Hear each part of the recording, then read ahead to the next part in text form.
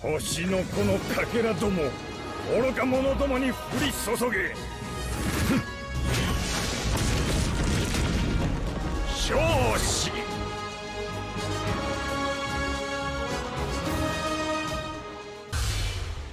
もうじき自分の罪に気づくだろう。デスイレス。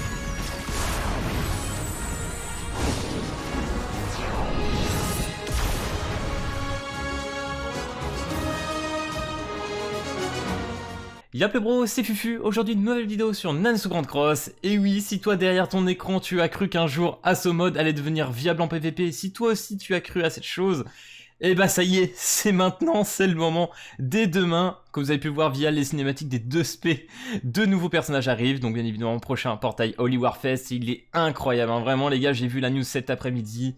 J'étais sur le cul, hein. Vraiment j'étais au boulot, je tombais par terre, j'étais oh oui enfin.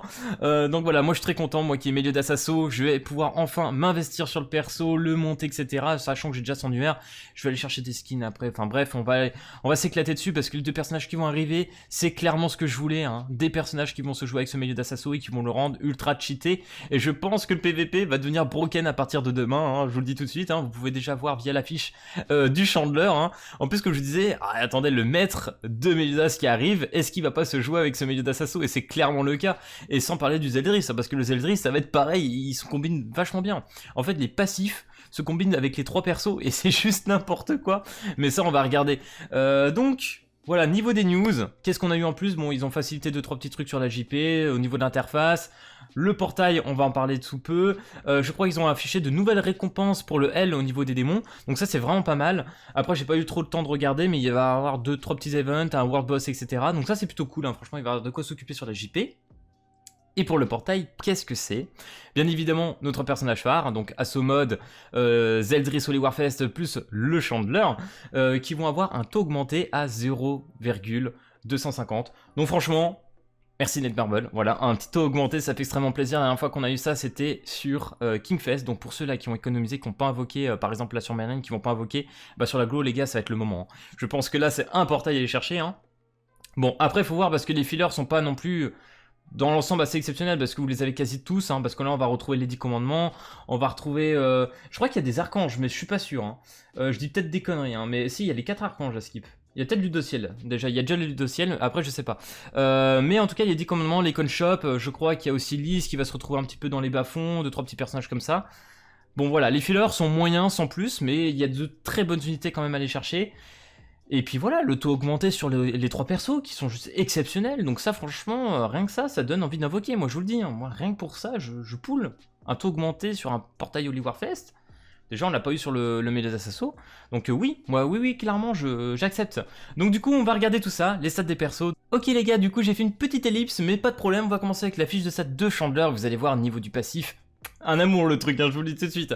En PvP, quand un ennemi utilise un skill, réduit toutes ses stats, retenez bien, avant l'utilisation du skill de 7%. Donc avant l'attaque du sort, le spell, etc., il va perdre 7% de stats. Je sais pas si ça compte sur la carte ou sur les stats de base ou sur tout simplement, mais c'est juste insane. Donc pendant un tour, et en plus il doit être sur le terrain et le debuff est stackable. C'est n'importe quoi, c'est-à-dire que le mec s'il utilise 3 sorts, il va perdre 21% de ses stats. C'est what the fuck quoi le truc. Donc Chandler, oui, clairement, oui, d'accord. Donc vous l'aurez compris, hein, debuff et tout, vous allez voir avec le Zeldris, ça se combine ultra bien, ça va être un amour le truc. Une dinguerie. Du coup, premier sort du Chandler, inflige des dégâts égaux à 400% d'attaque à un ennemi, empêche l'utilisation de l'attaque ultime, et attention, et nullifie les effets sur les skills attaque ultime pendant 2 tours. Donc par exemple, tout ce qui va infliger du poison, du saignement, tous ces petits trucs là, a plus. Voilà, a plus, t'oublies. Hein. Les effets sur les skills attaque, voilà, OSEF. Donc franchement, ça fait plaisir, sauf bien évidemment les postures elles sont exclues. Voilà, tout ce qui fait entre guillemets pas spécialement de dégâts. Mais c'est bien, c'est très bien. C'est pas le truc qui va taper le plus fort. Mais empêcher l'attaque ultime, et en plus nullifier les skills d'attaque, c'est quand même très très fort. Enfin franchement, je trouve ça incroyable. Bref, du coup, deuxième sort, adopte une posture pendant 2 tours. Donc là on a un peu le sort d'Estaros Savère, hein. Applique provocation, donc ça c'est génial, hein. Franchement pour jouer avec milieu d'Assassos, c'est clairement ce qu'il faut. Inflige des dégâts égaux à 300% d'attaque à la cible. Et de plus, il renvoie 100% des dégâts subis à l'attaquant. Alors je sais qu'au rang 3, Starossa renvoie jusqu'à 600% d'attaque. Donc là c'est 300%, et de plus il renvoie 100%, alors je sais pas s'il y a un cumul là-dedans, je sais pas trop comment c'est foutu au niveau du sort, parce que là il inflige quand même des dégâts égaux à 300% d'attaque à la cible, donc il l'a attaqué, et de plus il renvoie 100%, donc voilà, je sais pas comment ça va être foutu, mais dans tous les cas c'est très important parce qu'on a une provocation, et c'est tout ce qui compte, vraiment ça déjà c'est broken. Ensuite, l'ultimate, hein, inflige des dégâts de charge à 455% d'attaque à tous les ennemis, donc attaque de zone, ignore la défense, on a un dollar dans la game, donc franchement ça fait extrêmement plaisir. Donc oui, Chandler, broken, très fort. On kiffe, et en plus de ça on va rentrer dans une méta je pense vert, hein. Franchement là vous allez voir Zedris qui est vert aussi. Et qui plus est, vous allez voir Zedris aussi empêche les ultis tout simplement. Donc on va peut-être vraiment revenir à une méta où plus personne va partir en ulti, ça va être bizarre. On va juste taper comme des gros porcs. Donc du coup c'est parti. Le grand et le fameux Zeldris Holy Warfest. Déjà regardez-moi cette image. Le PNG du perso, genre vraiment il est magnifique. Il est magnifique ce Zeldris. Mais quel flow le perso, incroyable. Du coup, passif du Zeldris. Pour chaque debuff sur les ennemis, vous vous rappelez déjà du passif du Chandler, je pense que vous l'avez compris, augmente les stats de base de tous les alliés de 2%. Et en plus de ça, chaque debuff, c'est-à-dire que si l'autre il enlève toutes les stats, donc tu vas te retrouver avec plein de debuffs au-dessus de la tête sûrement. Donc du coup, ça va être lourd. Je pense que les 10 stacks vont arriver très vite. Donc ça va être n'importe quoi. On va se retrouver à 20%. Hein. Augmente les stats de base de tous les alliés de 2%. Les stats de base, les gars, vous allez pouvoir booster vite de 20%. Ça va être n'importe quoi. Vraiment, je vous le dis, ça va être n'importe. Du coup, niveau du commandement, quand un critique a lieu, réduit les chances crit et les dommages critiques de 10%. Bon bah désolé Sariel, mon pauvre Sariel, et bien évidemment aussi hein, pour The One, hein, ça joue aussi pour lui. Hein. Donc ça marche pour les alliés et ennemis, ne marche pas en démon bien évidemment, et 3 stacks max, donc on peut aller jusqu'à 30%. C'est quand même relativement déjà pas mal, hein, c'est quand même bien énervé. Après faut voir in-game, vraiment ça rend si fort que ça, mais je pense que déjà 30% en moins, ça peut aller assez vite. Hein. Du coup premier sort, et vous allez voir pourquoi lui s'en bat les reins. Genre vraiment si vous jouez Zeldris, le commandement ne l'impacte pas du tout. C'est ça qui est incroyable. Du coup, peut-être à part l'ulti, mais vous allez voir.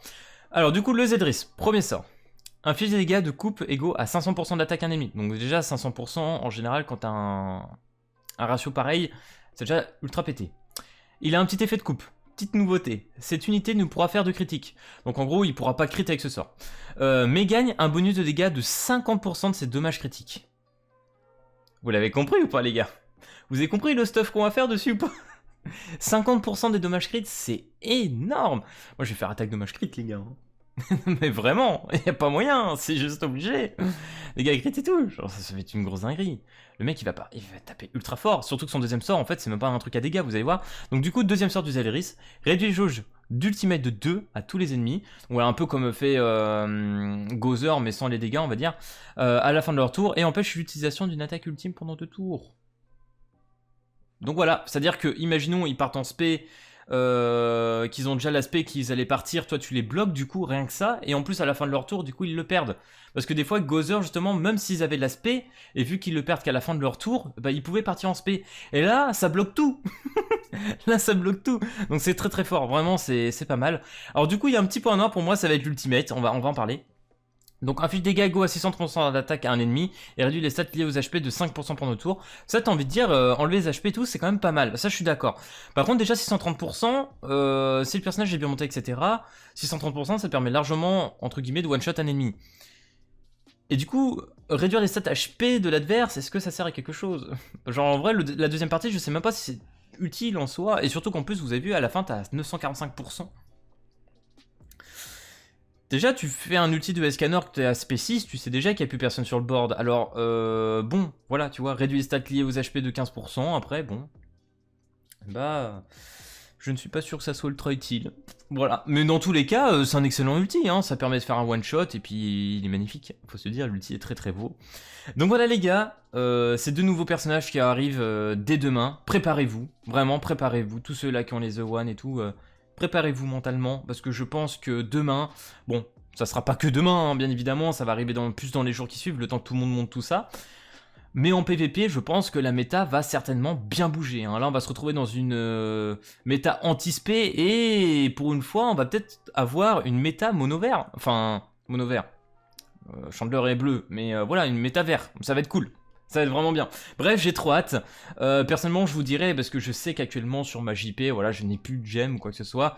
Et j'ai plus vraiment en soi envie de m'investir sur la JP. Déjà, je m'investis énormément sur la globale. J'ai pas envie de foutre plus sur la JP. Donc voilà, on trouvera une solution, ne vous inquiétez pas. Parce qu'on va quand même profiter de tout ça, c'est pas possible. Du coup, voilà, j'espère que cette petite vidéo news t'aura plu. Si c'est le cas, n'hésite pas à lâcher le petit pouce bleu et à t'abonner. Et puis moi, je te dis à plus à la prochaine vidéo. Allez, peace tout le monde!